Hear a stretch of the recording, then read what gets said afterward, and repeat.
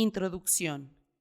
El ambiente que rodea la Iglesia evangélica de hoy día, con el énfasis que se pone en la creencia fácil y el cristianismo en pos de sentirse bien con uno mismo, ha fomentado una actitud no bíblica entre los creyentes hacia la existencia del sufrimiento y la persecución en sus vidas. Además de la aversión natural al dolor y la dificultad, muchos cristianos han incorporado el concepto de que los percances ni siquiera debieran cruzar su camino. Cuando varias dificultades les sobrevienen, creen que estas dificultades no provienen de Dios, pero esa no ha sido la mentalidad de los cristianos de la época de la Iglesia primitiva. Un ejemplo importante de cómo los cristianos de otras épocas se enfrentaron a la persecución lo constituye el caso de Martín Lutero, el gran líder de la Reforma del siglo XVI. Incluso antes de que se encontraran en pleno apogeo las polémicas y controversias de la Reforma, a Lutero se le conocía por su fidelidad a la verdad. La firmeza con la que Lutero se confiaba en las Sagradas Escrituras le confería gran autoridad en sus enseñanzas, pero otras circunstancias favorecían aún más su fuerza. En su caso, cada una de las acciones de su vida se correspondía con sus planteamientos. Se conocía que estos discursos no procedían meramente de sus labios. Su origen estaba situado en su corazón y se constataban con todas sus obras. La postura más conocida de Lutero en favor de la verdad tuvo lugar en la primavera de 1521. Para ese momento ya había sido excomulgado de la Iglesia romana y se le conocía por casi toda Europa como el crítico de puntera de la Iglesia. Lutero enseñó con fervor y persistencia la justificación por fe solamente y la supremacía de la autoridad de las Escrituras.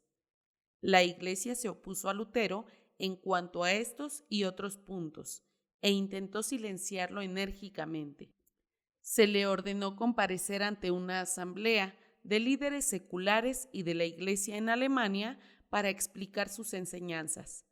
La asamblea tenía esperanzas de que Lutero, bajo la intensa presión e intimidación de ser llamado a comparecencia, se retractara de sus criterios y le proporcionara un poco de paz a la Iglesia y al imperio. Pero Lutero se mantuvo firme en sus convicciones.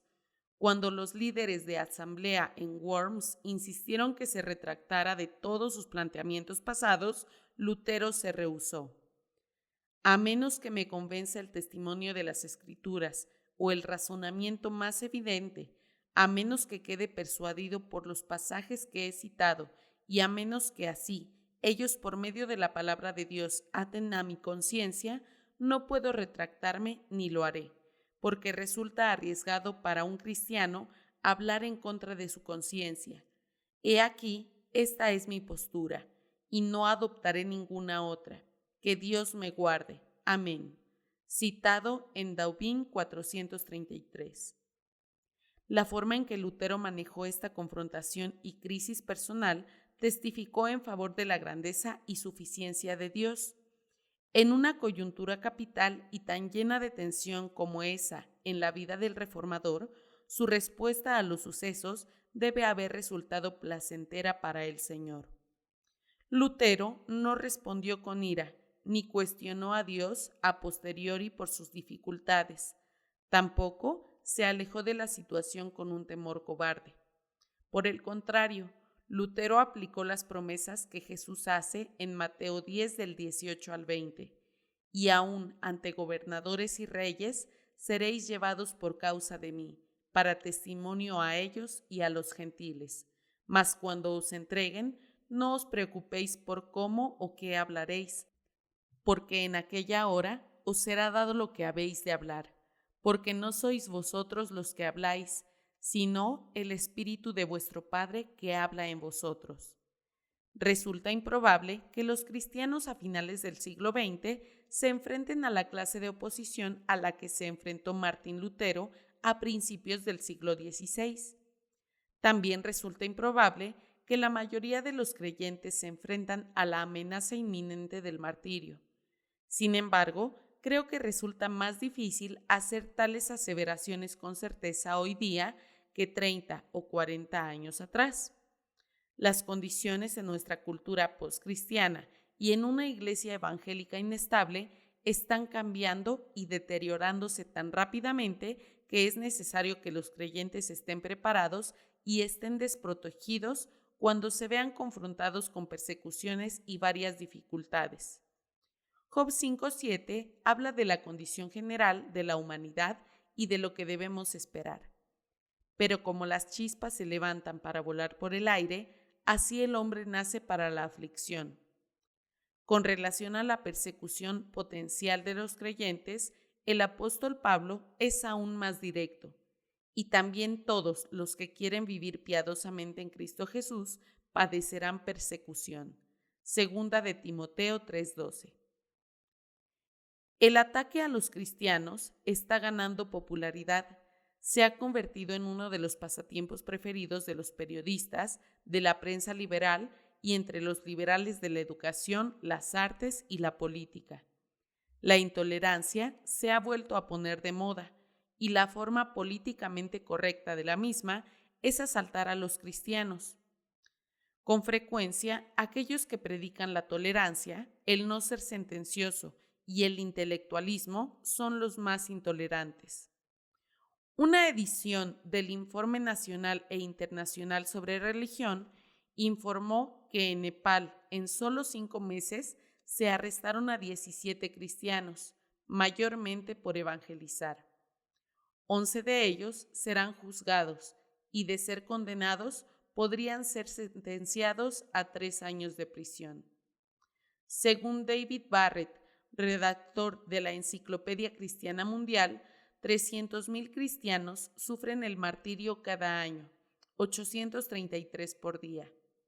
Barrett concluye diciendo que la posibilidad mundial de convertirse en mártir como cristiano es 1 entre 200. Si usted es misionero, 1 entre 50. Si usted es evangelista, nativo, 1 entre 20. Ciertamente, con el incremento del secularismo impío y en la medida que nos acercamos al regreso de Cristo, podríamos esperar que creciera tal hostilidad y persecución. Con sus tantas seducciones, Satanás usa el sistema del mundo constantemente para atraer y menoscabar a cristianos verdaderos de todas partes. La confrontación de los atractivos mundanos, creo yo, es aún más difícil para los creyentes norteamericanos. Las persecuciones sutiles de nuestra cultura con frecuencia conllevan al compromiso individual o en grupo, proporcionando bastante aceptación de los cristianos y de la Iglesia, generalmente para influir en creyentes confiados. En poco tiempo se vuelven apáticos y temen hacer del cristianismo un problema. En un medio como ese, se hace cada vez más difícil mantener un testimonio cristiano intachable. En comparación, en sociedades totalitarias donde el cristianismo está relacionado con un alto costo, pudiera resultar más fácil mantener un testimonio consecuente. Por ejemplo, recuerdo una vez que le pregunté a un pastor ruso si le resultaba difícil pastorear una iglesia local cuando la sociedad y el gobierno eran tan hostiles hacia el cristianismo. Él respondió: resulta fácil. Siempre sabe la postura que adopta todo el mundo.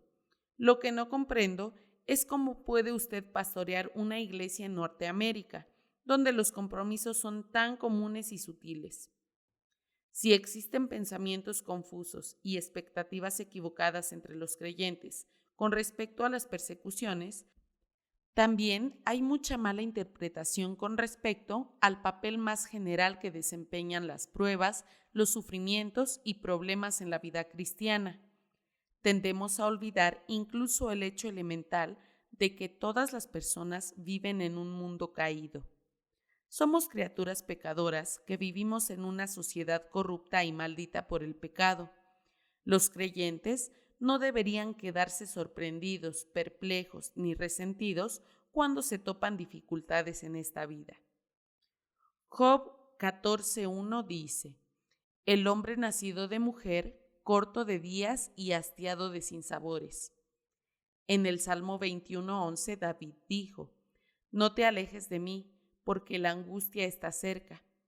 El predicador en el libro de Eclesiastés resumió bien la dificultad de la vida cuando escribió: Aborrecí por tanto la vida, porque la obra que se hace debajo del sol me era fastidiosa, por cuanto todo es vanidad y aflicción en espíritu. 2:17. Jesús nos dice que debemos esperar problemas. En el mundo tendréis aflicción. Juan 16:33. Él mismo no evitó enfrentarse a las dificultades y experimentar sentimientos de angustia. Jesús entonces, al verla llorando y a los judíos que la acompañaban, también llorando, se estremeció en espíritu y se conmovió. 11:33. Vea también Marcos 14:33.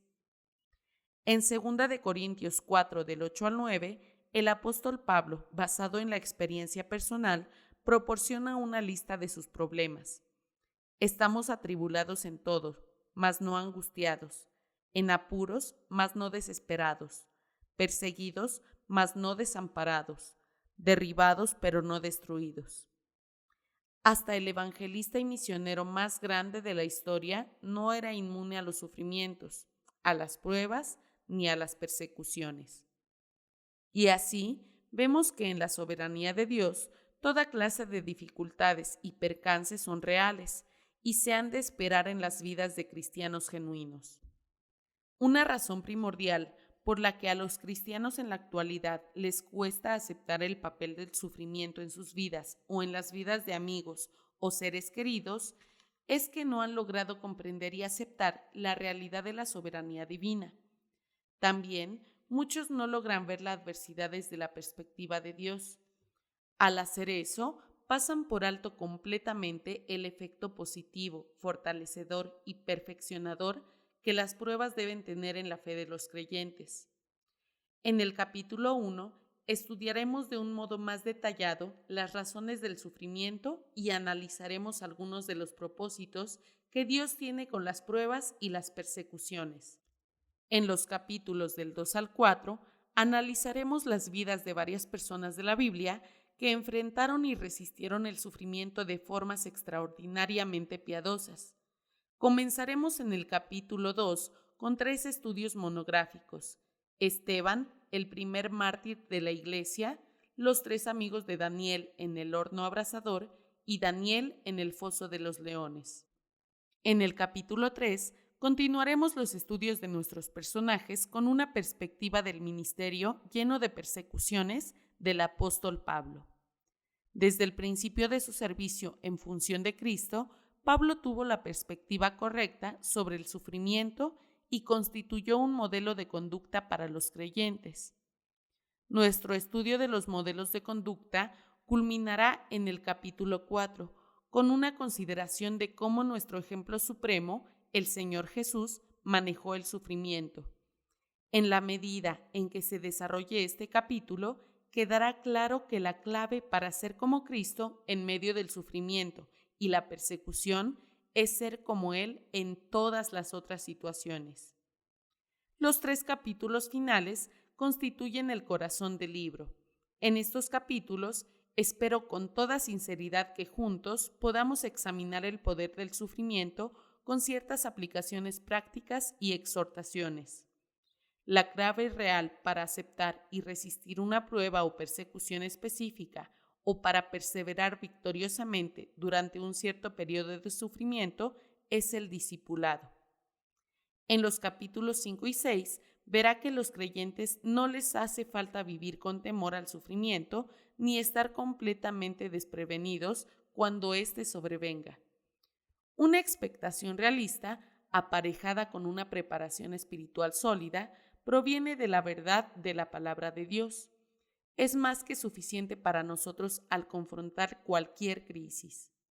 La conclusión de cualquier estudio bíblico, de creyentes y el sufrimiento es la siguiente: es posible y es realmente el deseo de Dios que no nos limitemos solamente a sobrevivir o apenas tolerar un periodo de prueba o sufrimiento. Lo que el Señor quiere es que la experiencia, aunque resulte difícil al atravesarla, sea finalmente positiva. Una experiencia que fortalezca y purifique nuestra fe. En el capítulo 7 nos centraremos en esa verdad. Mi gran esperanza es que cuando lea este libro incorpore nuevos criterios frescos sobre el papel del sufrimiento en la vida cristiana. Oro a Dios para que desaparezca cualquier duda o concepto erróneo que tenga sobre el lugar que ocupa el sufrimiento en el plan de Dios, que entonces, por medio de su gracia, se conforme aún más a la imagen de Cristo, en la medida en que comprenda mejor el poder purificador que el dolor y la adversidad ejercen en la vida